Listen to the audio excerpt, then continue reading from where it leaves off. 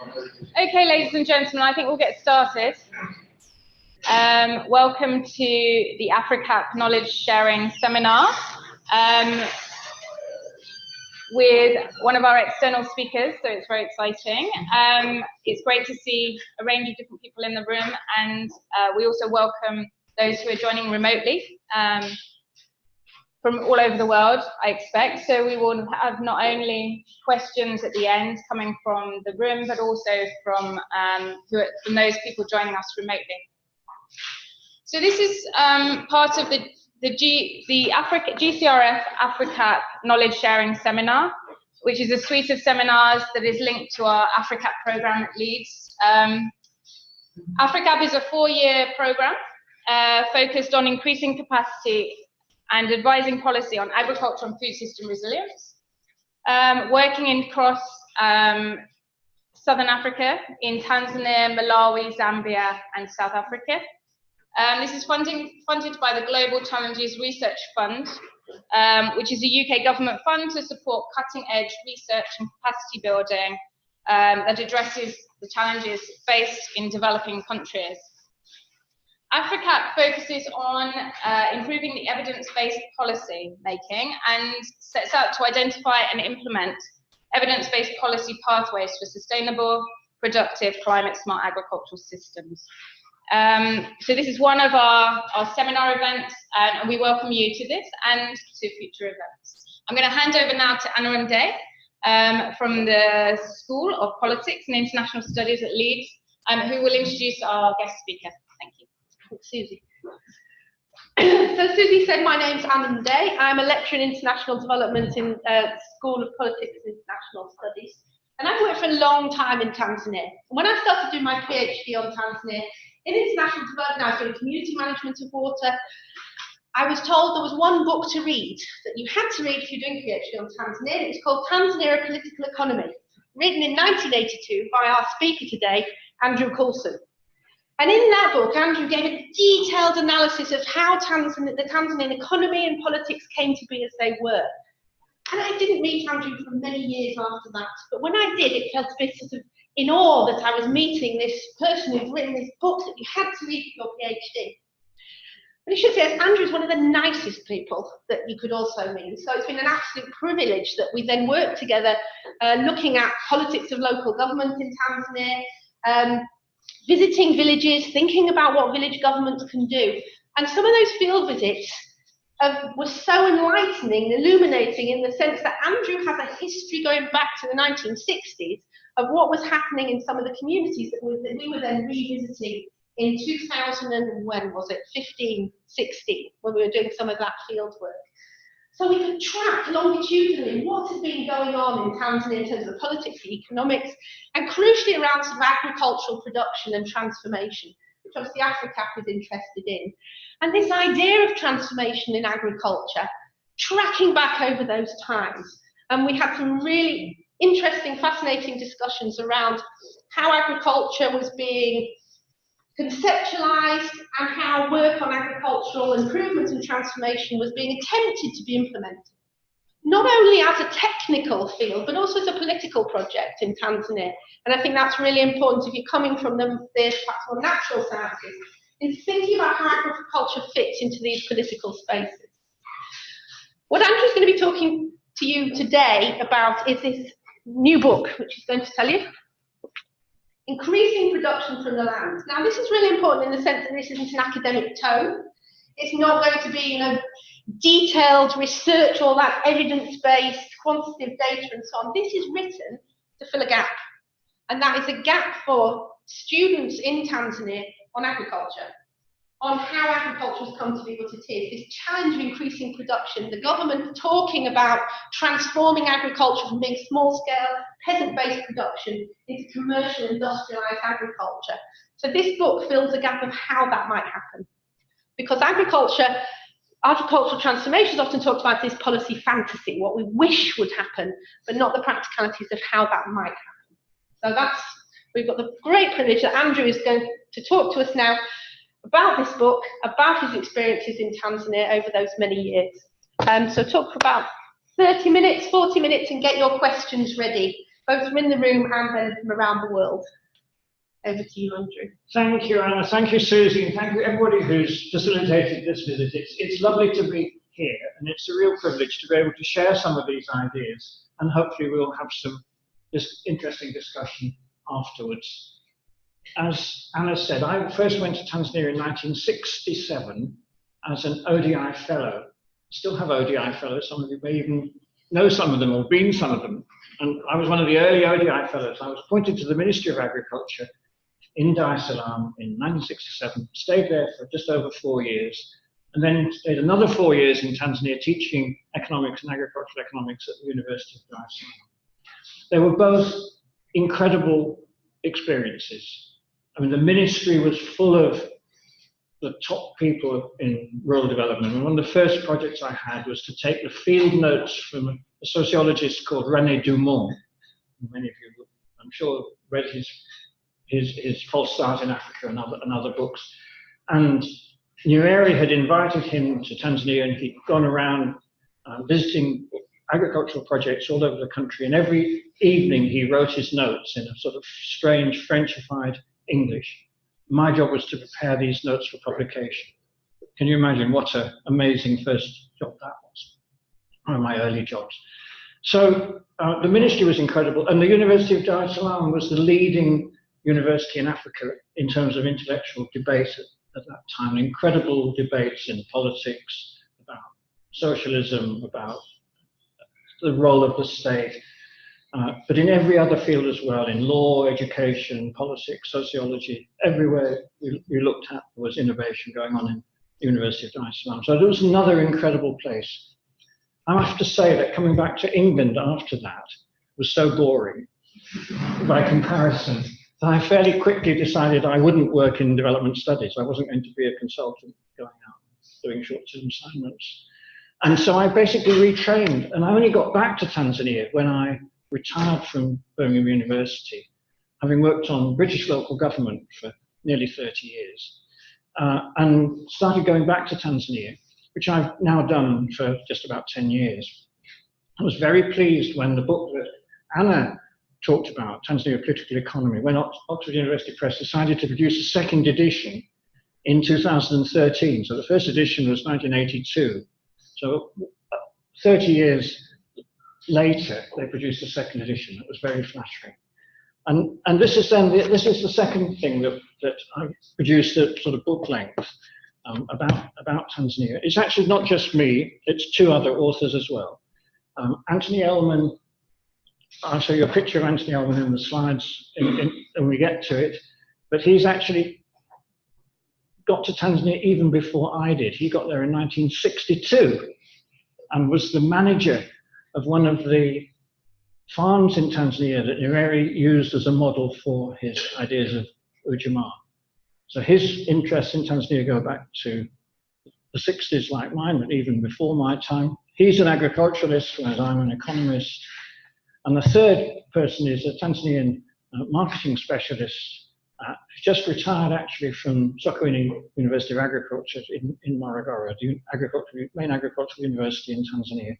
So he's a specialist in marketing. The three of us are a very strong team, but it was my idea to have the book, and I wrote a lot of the first draft. So I am in this case, I think none of the others would doubt, I am the first author.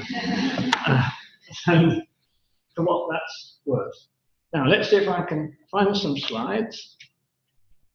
Yes, that's them. Right. Right, I want to actually, if we go back, the role of agriculture in economic transformation. Rather than just talk about the book, I thought I'd actually talk about how agriculture fits into the processes of transformation. You can pick up almost anything from that starting point. But I'm doing it by, I'm going to be doing it by comparing my book with another book, and I'll come to that. If you go back to this, to the issue of the role of agriculture, it's something that goes back to the beginning of economics. So the physiocrats, that's before the Industrial Revolution, saw that everything depended on agriculture. Adam Smith, writing at the beginning of the Industrial Revolution was underway, we had a long way to go further. realized the importance of factories. And out of that came a whole series of economic ideas, which basically talked about transformation as a process of industrialization. So it's all about how you industrialize. It's really only today that that is beginning to be challenged. There's one leading Tanzanian economist who told me he was actually working on a project and to do with the sort of long-term futures of world economic systems. And his view is that Tanzania has missed out on the possibilities of industrialization. That countries like Tanzania and Africa have missed out on it. They won't go through that process. They'll have to find some other way forward. But that's completely outside the mainstream of development thinking, which remains very much that industry is the basis of it. Smith and Ricardo and others, Malthus, others, showed that, or argued that the value came from labor. Right? You needed to bring employed labor into the system. If you did that, then you had a view of value. Karl Marx, writing from the 1840s onwards mainly, the railway age, capitalism in full scale development in the UK and being rapidly followed in many other parts of the world, argued that the difference was who controlled the surplus value. His concept that labor could produce a surplus, that you could produce the value of what somebody produced was worth more than the cost of the labor that went into it.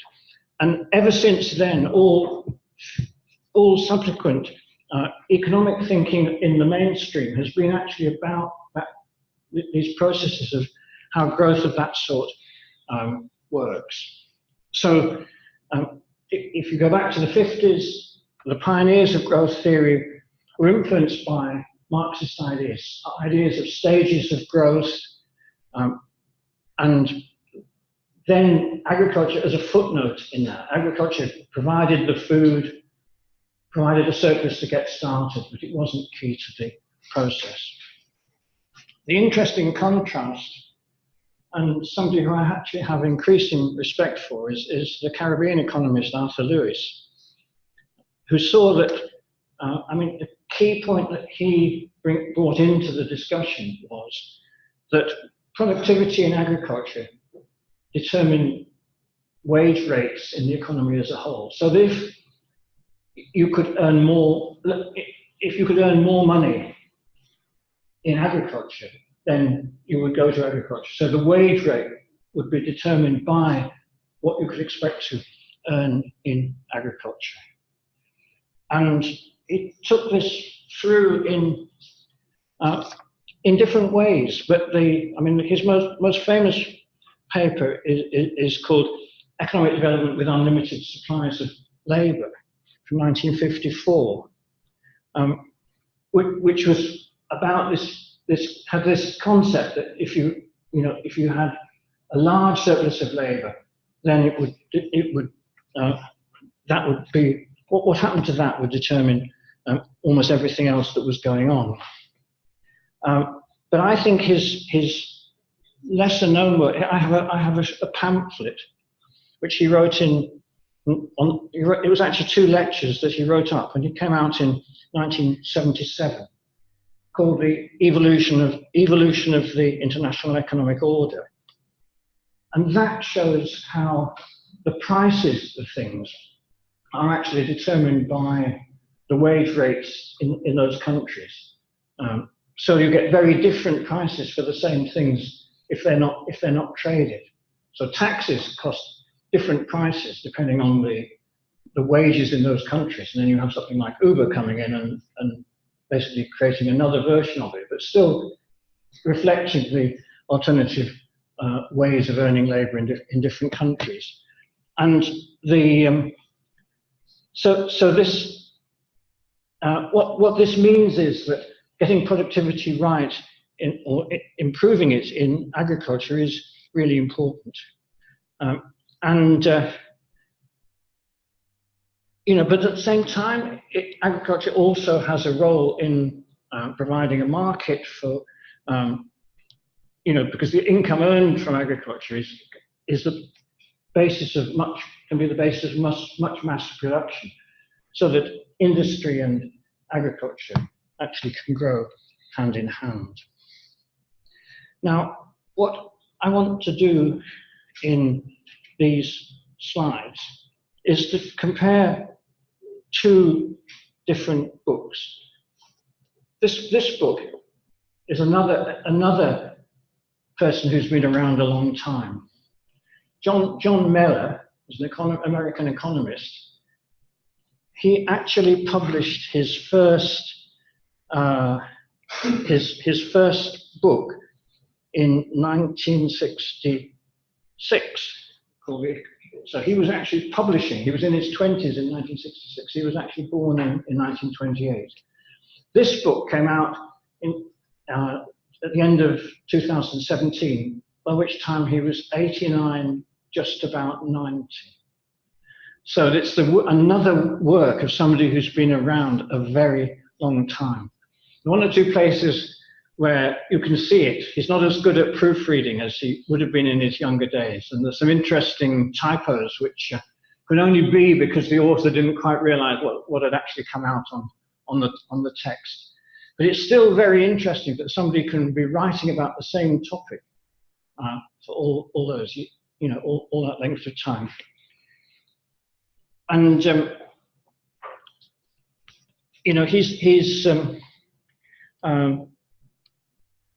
yeah, I mean, as you'd expect, it's reflected what's happened. So when he wrote in the 80s, he was very critical of some of the things that had been said in the 70s, especially the sort of policies of basic needs or direct anti-poverty strategies, which he expected not, and rightly, he was correct in it, would not prove to be sustainable. So instead, he actually drew on Arthur Lewis. I mean, he drew on the work of Arthur Lewis in making it clear that what really was needed was productivity gains in agriculture. And he saw these as arising from the green revolutions in India and elsewhere. And he was actually very much involved in the green revolutions himself. He was the longest serving Director General of the International Food Policy Research Institute, which was based in India, but it's an international organization, and was one of the international organizations that was promoting the green revolution technologies. And so this book is, if you like, it's a summary of a life's work. And I would say that the first 2 or 3 chapters are what matters. And after that, it resorts to much more descriptive things that's less interesting. But it's still some very good things in this book. So I'm going to compare and contrast it a bit with our book in a minute. Right, he makes a distinction between large farmers, small commercial farmers, and what he calls rural non-farm households. Now, I'm not sure I'd use quite that language, but I'll read to you a little bit about what how he actually defines it. Right.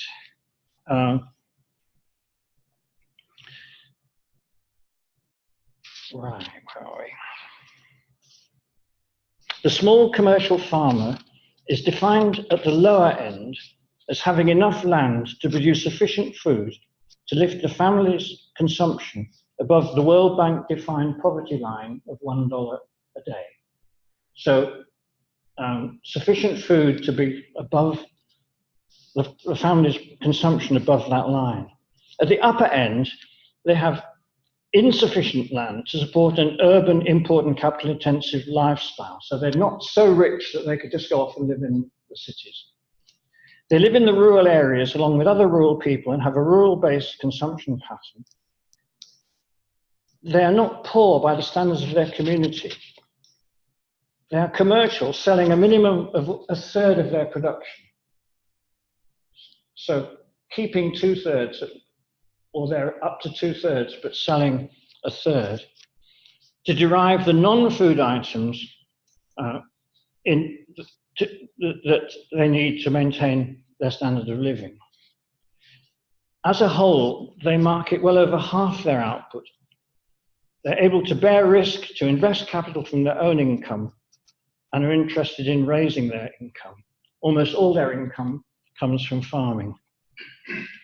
Now, I'll stop there. I could go on reading, but that gives you a picture of what he's talking about. Very much based on India, but talking about a group of somewhat more successful farmers than the average. If you take the rural non-farm households, basically what he really means by that is not that they don't farm, because he says somewhere that these rural non-farm households almost all farm. In other words, they have some land. That's why the definition doesn't find the language a bit funny. Some land, but perhaps half an acre. Perhaps in some dry areas a bit more than that. Not enough for them to do much more. And so they depend on getting other income, which could be from working as day laborers somewhere, or it could be any number of other activities. So rural non-farm households are the smaller ones than his small commercial farmers. And then he has large farmers, who I'm not going to say very much, because in his model, they don't really work very well. Because his main point is that the small commercial farmers spend a great deal of their income locally. In fact, move it on. They produce the bulk of agricultural output and are the source of the income growth which lifts the rural poor out of poverty. In other words, they spend a lot of their income locally. Half of their commercial income is spent on non-tradable products. In other words, things that aren't exported or distributed far away from where they live.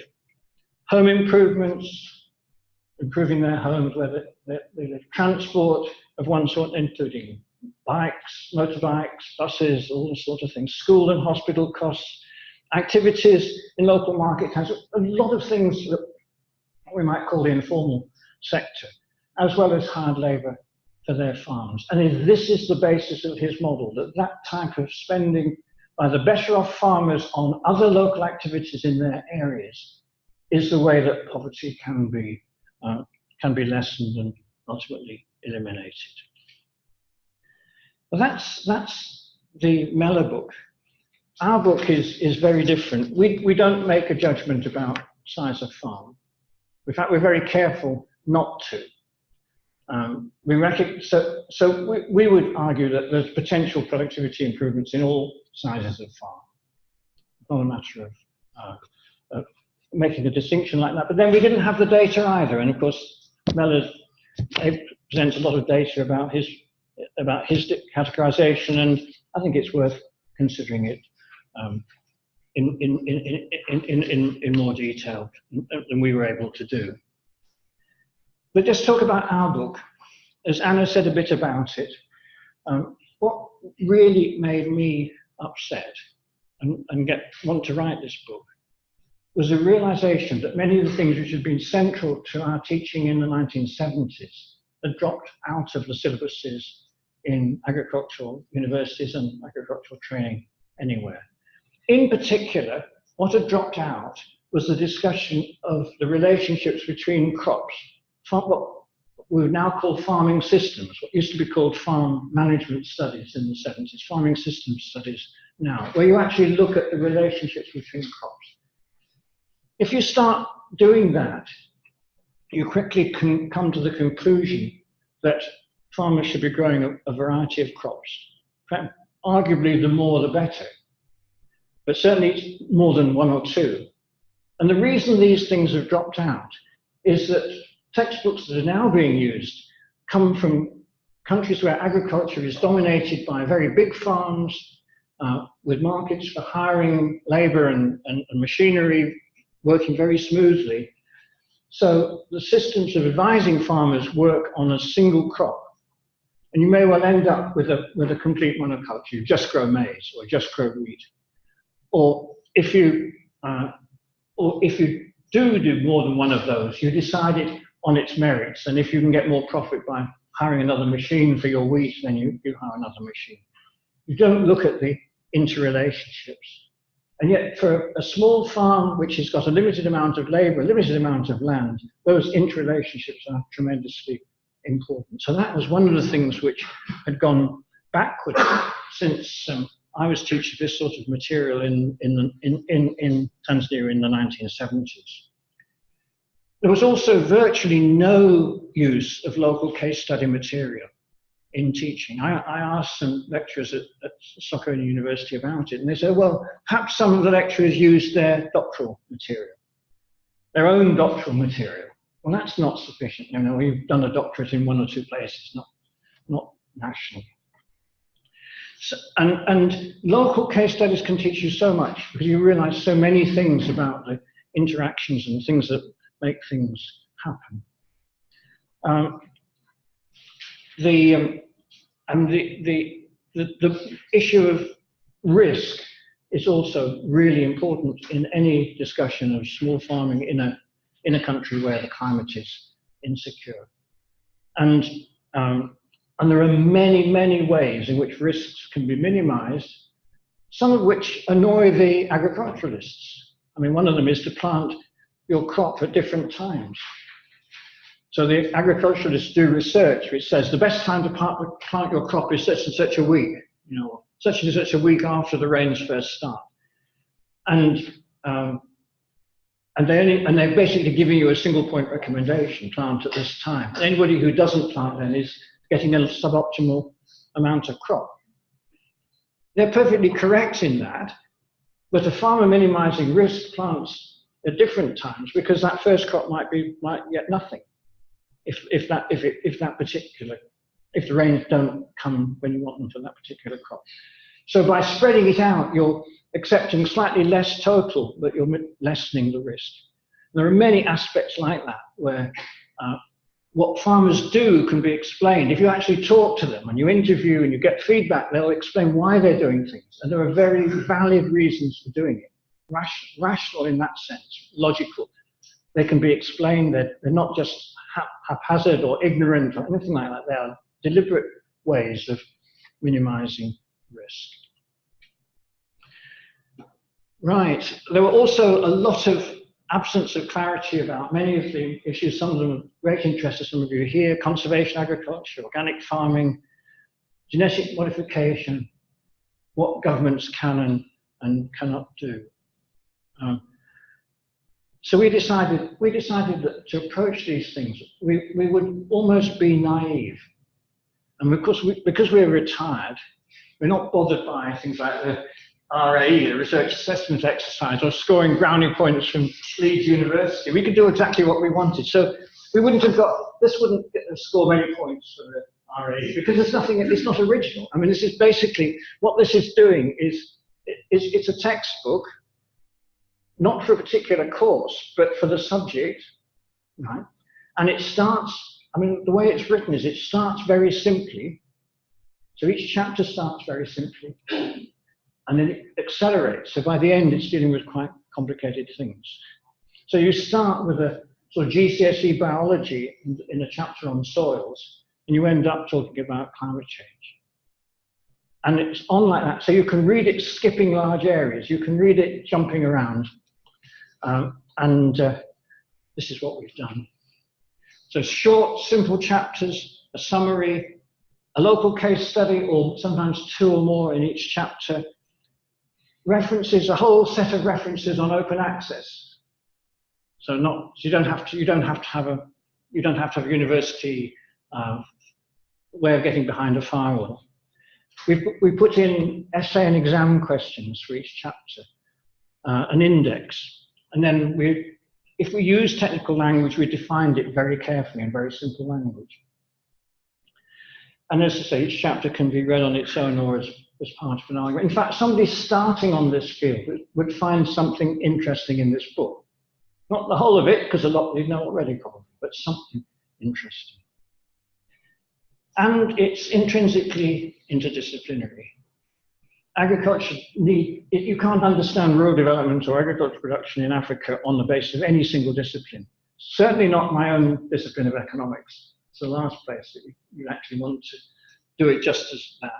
So you need science, technology, geography, especially physical geography, but human geography as well, economics and agricultural economics, anthropology, sociology, local politics, law, history, you go on. It is a matter of using what is sensible to use in particular circumstances. What of course we've not done here is to write an actual history or an actual study. It's not a political economy of Tanzania. That would be another project. I won't go through these. These are just the chapter headings to give you some idea. There are 12 chapters, and it ends with a quiz to see if you really believe in small farmers or not. Just to illustrate with the chapter on irrigation. Right. So we look at what the thing has a lot of description about different ways of irrigating, how you can get water onto land. So this systematically describes the different ways that you can irrigate. Right. It then looks at what is needed, what can go wrong, what is needed to make these things work. And of course, implicitly, what's coming through with this is that often these things are not dealt with.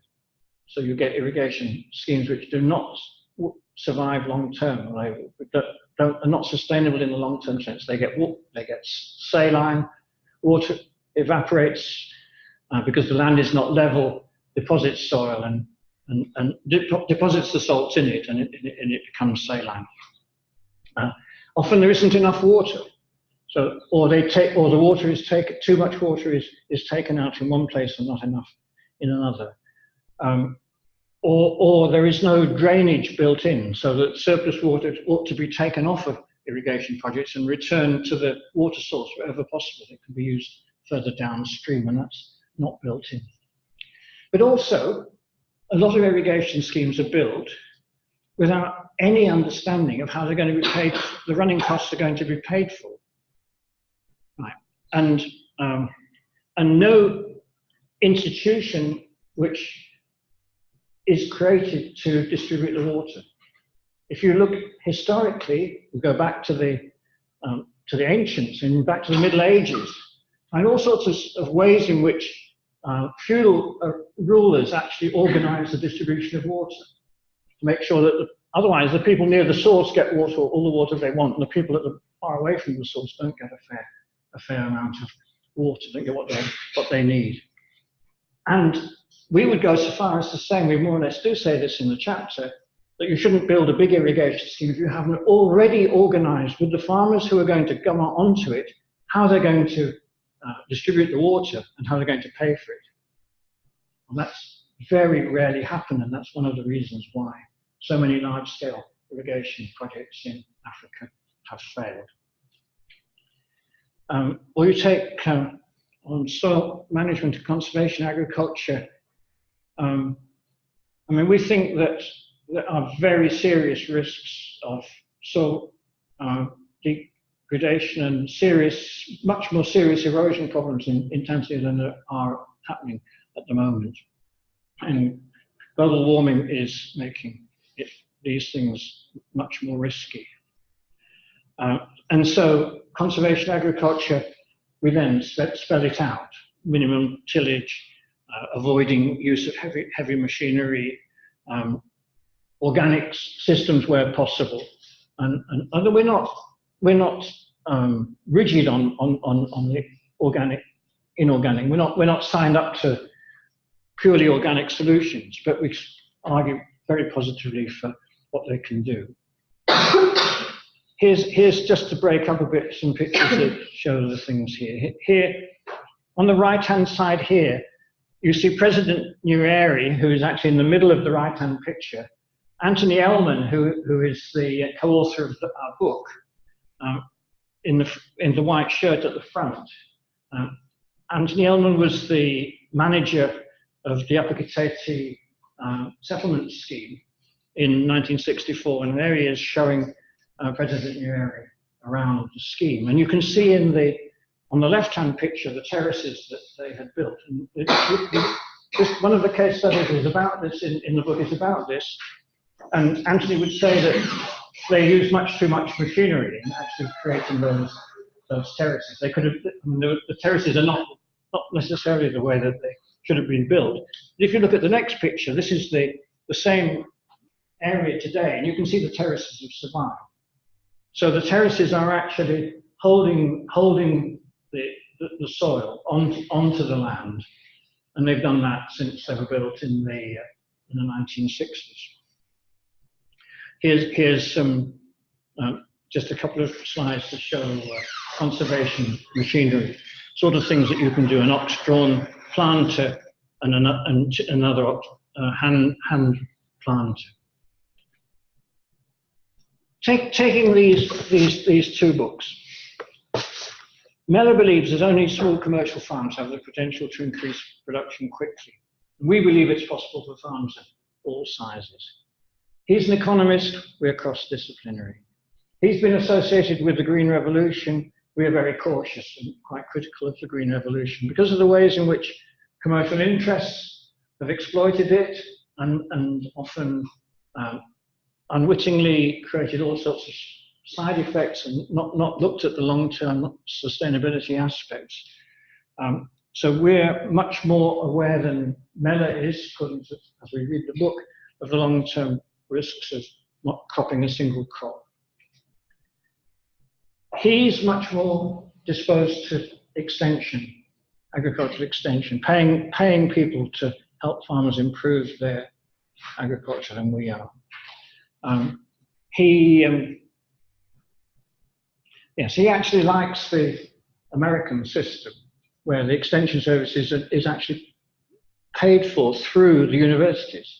So the word extension comes from extending research into the field, and that's his position. We have all sorts of doubts about extension. I'll say that a little bit more in the slide just coming.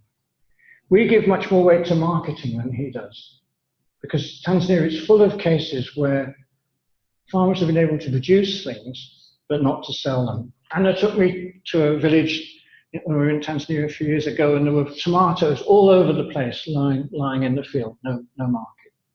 So the tomatoes had been grown, but nobody wanted to buy them. Both Mellor and we think that agricultural research has much more potential than it's usually given. I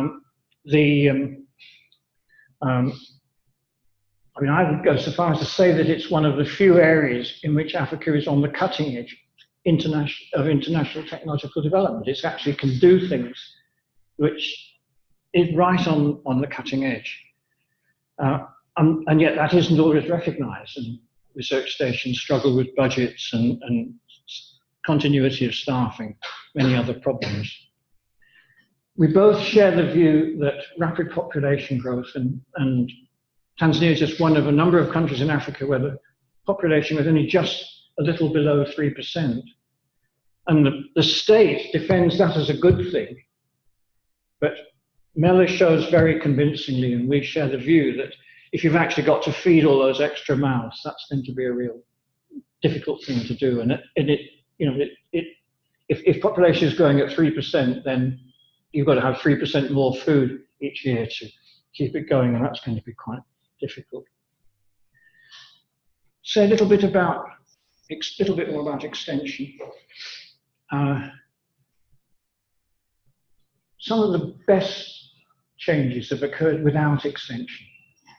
So if you ever read it, there's often an implicit thing in discussions of agriculture that unless you have extension workers, there won't be any change. It's not true. There have been many changes have occurred. And the example we give is potatoes in the Njombe area of Tanzania, which largely became a major feature of the agriculture and turned what was an area that didn't have much success in agriculture into one of the most big success stories in the southern highlands of Tanzania. But that was done with very little support from the extension service, just done because farmers realized they could grow potatoes, they shared it with each other, and the thing mushroomed from that point onwards. Many extension officers are very poorly trained, and either 2-year certificate course from Form 4 doesn't really tell you enough. And certainly if you then come out of that with a series of messages and you try and don't change those messages, you keep them the same over the whole of your career, you're going to have real problems. And the farmers will actually know more than you do. And that means you don't have much credibility. Actually, extension should adapt almost by the day. If a price goes up somewhere, the extension workers should be telling the farmers that they should take their crop to that market. It should be a very immediate. So not perhaps it may not always be a day, but it should be something that is constantly being reviewed. So it needs a dialogue between extension and research and marketing and as well. You need to accept that farmers innovate without. There's a whole. If you actually do studies of innovation, you find that a large proportion of farmers try out new things. And those who've got money, they may involve purchasing things. But many of the innovations don't involve money. They involve doing things in a different way at a different time. So the key is to build on this and try and extend farmers' knowledge and give them new ideas. Just in passing, one of my concerns is that with the way social changes are happening and education is coming in, and there is a danger that some of this not long-term embedded knowledge is actually being lost. And some of the studies of innovation and it's the study of climate change in the book here, which actually shows that there still is a lot of knowledge of how you can minimize the risks of drought and disruption. But there's a danger that this is actually lost. Right, agricultural marketing, I've talked about it a bit. To help farmers, we need to look at whole value chains and recognize that it may be more important to improve the feeder roads than it is to change the crop or to do something else to use fertilizer, or to have better storage systems. And farmers need to work together, otherwise there are problems of economies of scale. And how you do that is not easier said than done. So cooperatives, which is often presented as the way to do it, they're only going to work if they're viable businesses to begin with and are then non-corrupt and efficiently run. The members need real ownership.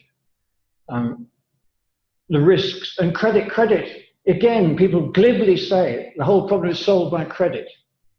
But there have been credit schemes in agriculture all over Africa for at least 50 years. And it doesn't always solve the problem. I mean, credit has got to rotate if you do it. And the risks have to be understood, and they're often very high. So there has to be ways that the money is paid back. So these things are good in theory, but not so easy in practice. And finally, and this is really my last slide, I throw these out to you as some of the things which are still on my mind, still worrying me about what is all this and what is actually going on. Thomas Jay, an American academic who's written also for many years on some of these issues, was involved in a paper he was the lead author of a paper in 2016, which suggested that in 6 African countries, but they were spread quite widely, there was a huge investment in agriculture from the salaried elite. In other words, people were getting money as civil servants, or getting money as employees of companies, getting money in any other way, and they were taking it back often to somewhere near where their families came from, getting hold of land and investing in commercial agriculture. Tanzania was actually one of Jane's case studies, but we've not been able to get hold of the data on which that's based. I'm not completely convinced about it, But I think something is going on here. The trouble with it is, in terms of Mellor's critique, is that if that is just a small number of, if they employ a small number of people and they live away, they continue to live in urban areas and they're farming in rural areas, there are all sorts of potential problems that can happen. And there have been many failures in medium and large-scale farming in Africa, especially on fragile soils. So one of the things this could lead to is this very great increase in erosion that I prophesied. There have been, I could take you to areas of Tanzania that were seen as sort of the frontier at one time of mechanization and agricultural growth. Now they're just a wasteland where erosion has just spoiled what is going on. So that is one of the questions. What is this going on with this movement of money from urban to rural? The second one is another paper that I haven't seen a happy follow-up to, but Neil Dawson from East Anglia was one of the main author of a paper about compulsory monocropping in Africa. In other words, forcing farmers just to grow maize. Right. Now, all the indications are that that will lead to poverty and unemployment. They will not need so much labor, they will not use it throughout the year, and there will be many, many problems. So we're very, very dubious about that. My long-standing friend Debbie Bryson, who's based in Oxford, has written for many years about what and I don't like her language very much, de-peasantization or de-agrarianization, then we're pushing the English language a bit. But what she is rightly pointing out is that if farmers have other means of making income, she's done quite a lot of research on mining, artisanal mining, as an alternative to agriculture, then they will do that. And there are other writers, Collier and Durkheim, for example, really do believe in large-scale agriculture. So there are still questions. I mean, some of these things. I mean, some of you here will know. I mean, will know that be able to look at this in terms of the climate change positions. I mean, the Sahara Desert is moving south, and so the West Africa has much more serious problems.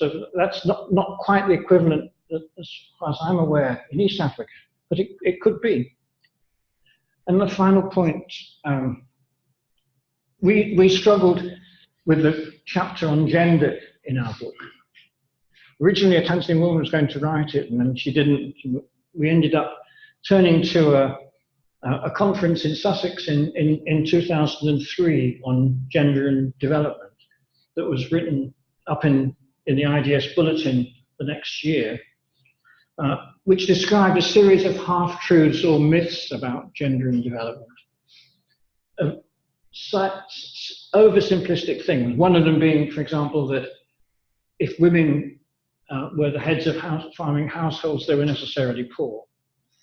Actually, heads of households are often very successful as farmers, women on their own. But you know, so you've just got to be careful, and the chapter is written around these myths. But I think that some of you could rewrite that chapter, I'm sure. I don't think I think there's a lot more that needs to be said about that. And I think that is really where I want to end. Let me just draw the final conclusions. Agricultural policies need to be based on a good understanding of technologies, but also of people. How people behave, how they're organized, how they're rewarded and penalized. There is potential for greatly increased production, but only if these things are understood and built into investment programs from the beginning. We'll leave it there. Thank you very much.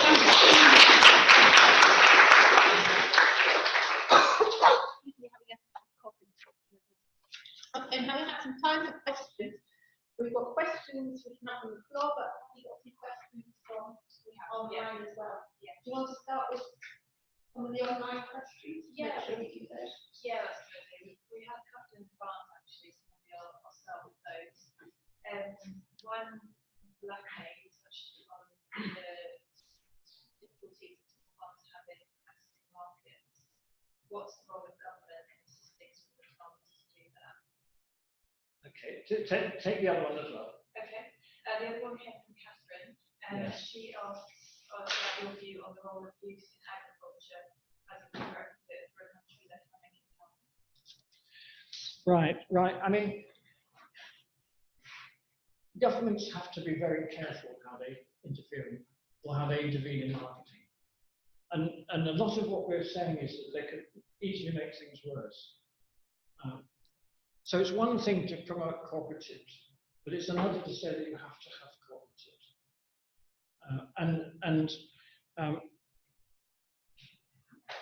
You know, so you know, I'm in many situations very much in favour of government intervention. But when it comes to something like this, there is a lot to be said for not intervening unless you have to.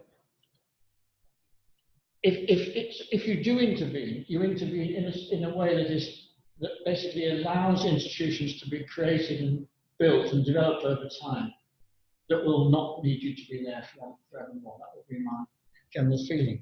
Otherwise, governments are safe if they improve the infrastructure. They'll improve, you know, not going to do any great harm building feeder roads, better bridges. Catherine, I mean, you sent me Catherine's thing, so I have some awareness. Hi, Catherine, if you're listening. So I did see it before, and I think what she's really asking for is how can someone like her make a bigger success as a young person trying to get started and trying to get developed in the agricultural world.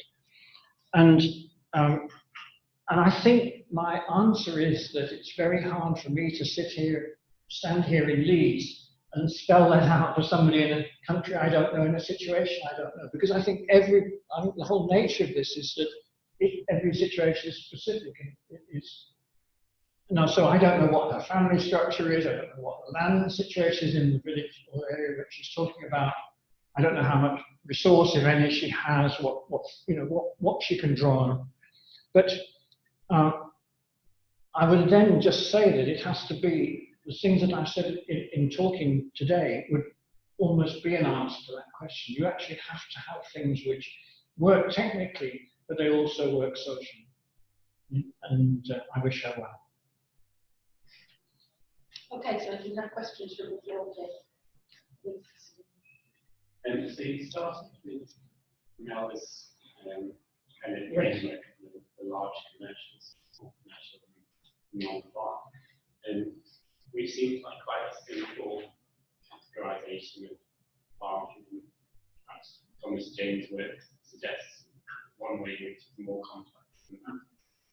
How accurate and distinct do you think those categories are in Tanzania? And how have you kind of seen the structure of the agricultural sector change over the years? I wish I could answer.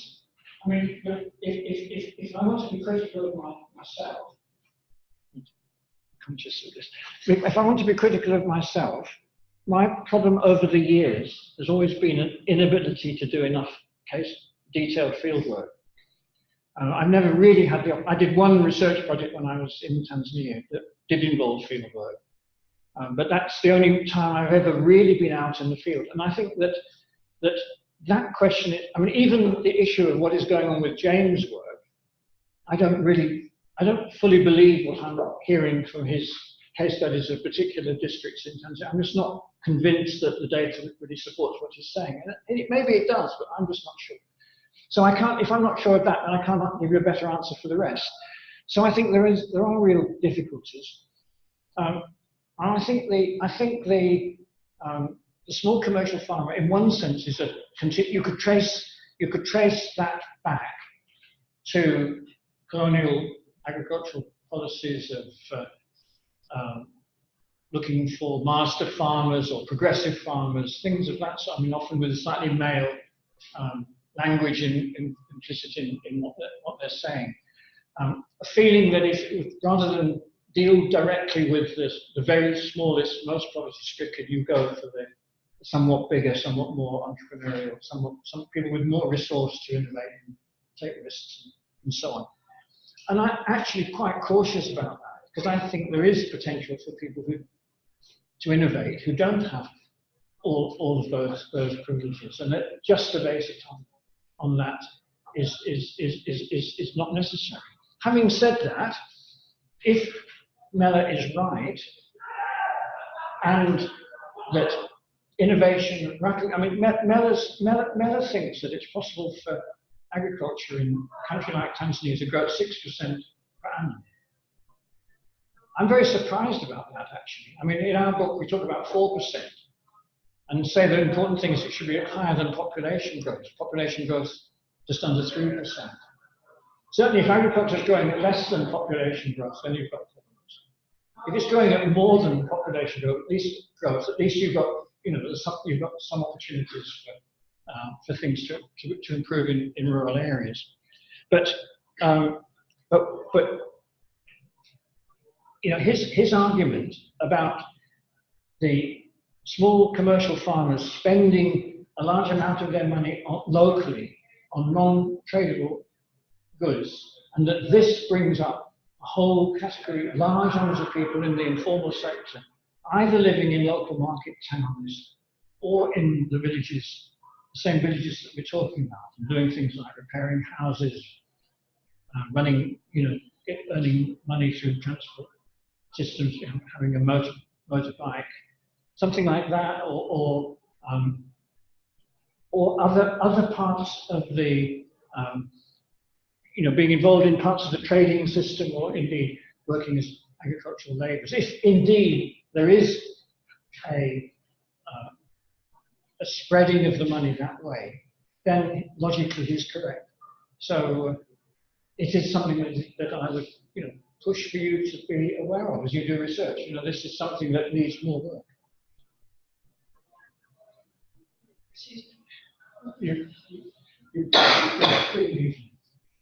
How many do we have? Just see how many questions we've got. Okay, let's start with him. What would your perspective be on the role that GM crops have to play in this? Because I think that sometimes the kind of practice and perspective that those exacerbate problem of inequality because these small farmers don't have access to new technologies and that potentially make perhaps worse. And then also one question I have is, I think you said in the beginning that countries like Tanzania have basically missed the boat when it comes to. No, say it slowly. You said in the beginning that there's a perspective that countries like Tanzania have missed the boat when it comes to becoming industrial. So what would their opportunity be to develop? Is there any future opportunities? Right. Well, the people who answering your second one first, it's a bit. I can answer quickly for what it's worth. The people who think that look at the way that GDP statistics are coming out, and what they notice is the service sector is growing faster than any other sector and effectively almost swallowing everything else up. So you get 40–50% of all GDP coming from the service sector. So then we have to say, you have to deconstruct that a bit more. What exactly are these services? Some of them are some of the things you've been talking about, like construction and transport and storage possibly. But we still ask some questions about really whether that is actually possible without some form of industrialization. Personally, I think that, Ethiopia is often given as an example of a country which has managed to get its agriculture to grow fast and its industrialization to grow fast. And I think that there is no reason for Africa to despair yet. So I don't agree with the people who say that Tanzania is completely missed out on industrialization phase in development. Now, your other question was on GM, and it's a complicated topic. There's a lot in the book about it, and this whole chapter towards the end is largely about GM. There are different issues. There are a lot of issues about the role of private capital in agricultural development, and the most obvious one being the former Monsanto company selling hybrid seeds, which basically, well, first of all, you had to buy new seeds every year, so they had a market for seeds that would every year or every other year, they would get a lot. They would go on being able to sell seeds, but also they were selling crops which would resist their weed killers, and especially glyphosate. So they would basically you could use these weed killers and likewise insecticides, and all of that has led to what we would see as overuse of chemicals and in some cases just exploitation, because there's not that much difference in the highest yields of hybrid seeds and the highest yields of non-hybrid seeds, composites or other forms of improved seeds. So you don't have to have hybrids. It's just they're often a good idea, but they're not necessarily. Now, so that's one series of arguments. And other series of arguments about risks of the GM crops themselves, health risks or other risks of the crops, are basically caused by introducing things you didn't intend to introduce. When you alter genes, you can have all sorts of consequences. And the simple answer to that is that consumers in America and elsewhere have now been consuming a lot of these products now for a generation or so, and the health things haven't appeared, a bit like the debate about whether mobile phones cook the brain. I think we could say they probably don't, or not very much. Or what's going on? We've got some electricity, we haven't lost it altogether. Right.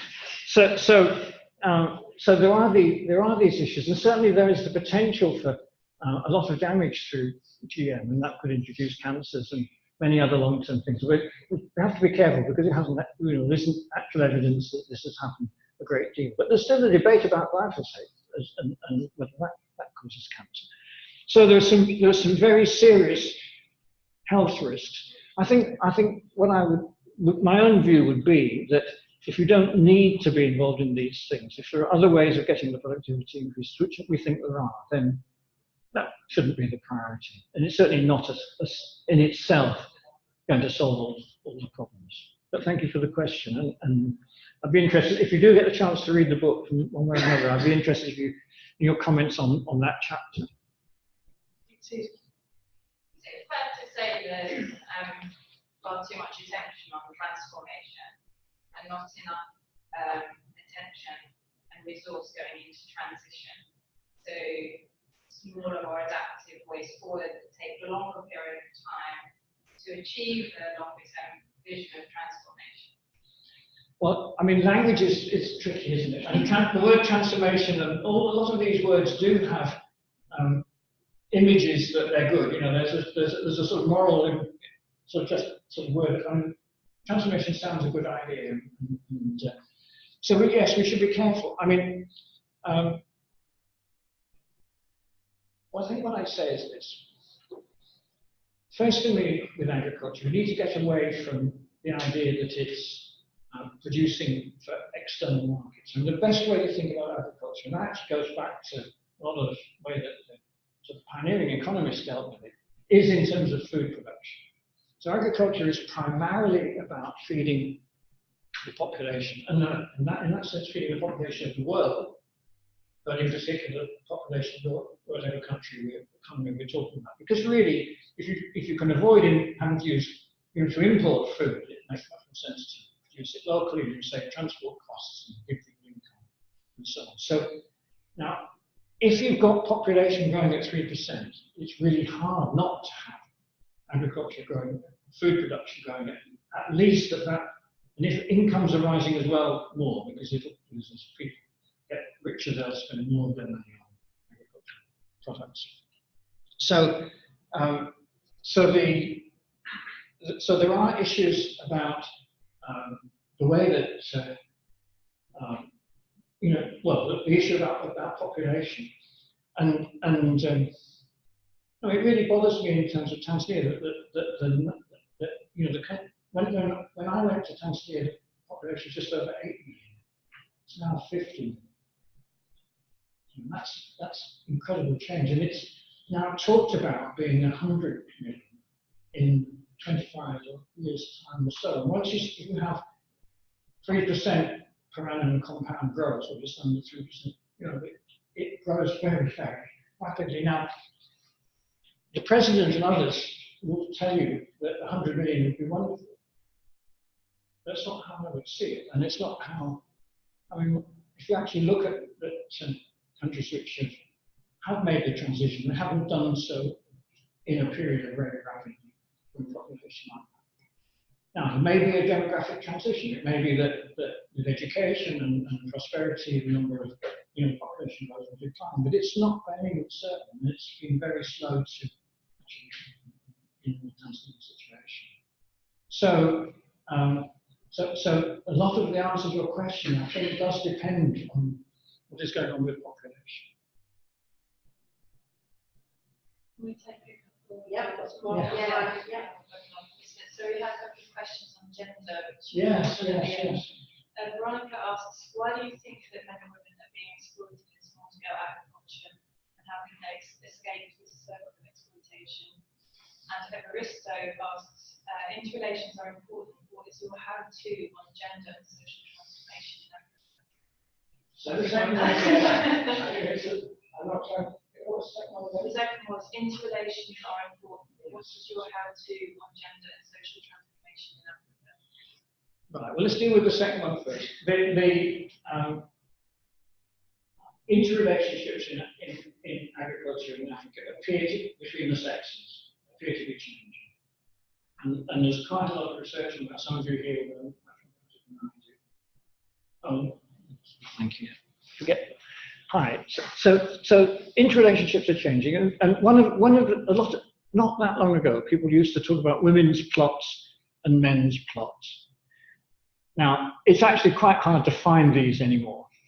I mean, it's much more, and that's, often the man was growing a crop like cotton or coffee, and the woman was growing bananas or maize. The woman was growing food, and that was the way it was presented. Now, the way things have developed, with food very much more likely to be the way of earning cash. In other words, you sell surpluses of food to get cash. That is breaking down, I believe. But I mean, you may have better information, or it may well vary from place to place. But it seems to me much more helpful to look at the family labour as a source of labor. Look at the family as a source of labor, rather than to look at men and women separately. And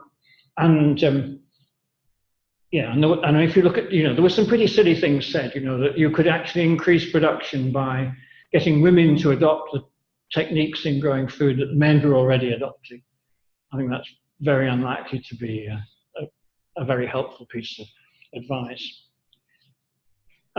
So there are issues, and education on the whole is very beneficial in terms of helping people to understand. I mean, you clearly need to be able to do basics reading and counting and mathematics. It's a planning process. I mean, any form of agriculture, whatever the scale, is a form of business. I mean, it's a commercial activity. You make decisions as what to plant, where to plant it, how to harvest it, how often to weed it. All of these things, those are business decisions. And the more you can actually support them by reading things and counting things, the more likely you are to make a success of it. So I would say that we should not do anything to encourage the separation of the sexes in terms of agriculture. In terms of your other questioner, who's asking about how you can make a success of it for men and women, it's not a magic spell that you can just I can stand here and say do this and it will happen. It's hard work and luck and having access to land and having, thinking ahead of, being ahead of the game rather than behind it, so doing things before other people. All the things which are actually make for success in business or make for success in in agriculture. And so I can't use it. It would be arrogant and unhelpful, actually, for me to say, if only you do this, you will succeed. Because I would probably not, I almost certainly get it wrong anyway, and it would be misleading. Final question. There was a woman up here somewhere. How many questions have we got left? We're running short of time. Somebody I missed. No, I think it's the only. Yeah, go ahead. All right. One of the questions that I wanted to worry a bit about is the low or static productivity in a lot of African agriculture. If you compare with all the developed countries, productivity yields have grown up quite a bit, and in some countries in Africa it's been quite over a period of time. Could you comment a bit on maybe the potential of developed agriculture to increase yield? Well, it's complicated, and it definitely yields could be increased a great deal, but whether they could be increased at the same amount as they are in Western countries is far from clear. I mean, we are very lucky in a place like the UK, and then we have very good soils to begin with in many places. Actually, different soils that can be used in different ways, but they're good soils. And long, slow growing periods.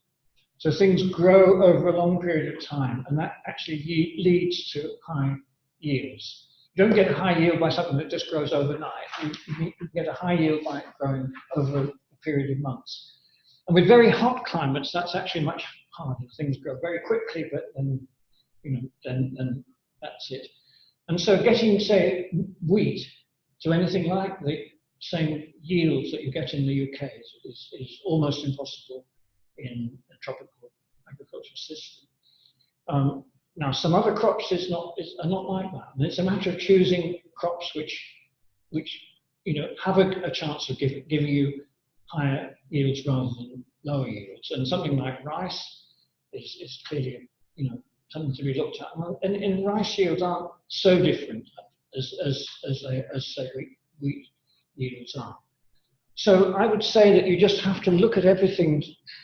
You have to look at, you can't generalize in the sense that everything is like this. You have to look at it detailed, crop by crop, and situation soil by soil. But the main thing is to be improving rather than stagnating or going backwards. Oh, I think we'll round up there.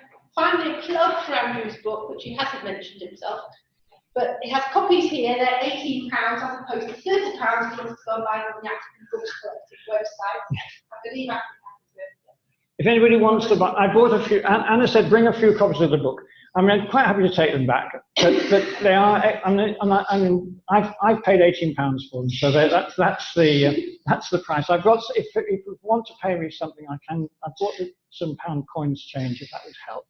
But it's otherwise, I hope that the library buys at least one copy. Because even getting it into Leeds University Library might be difficult. It's published in Tanzania and the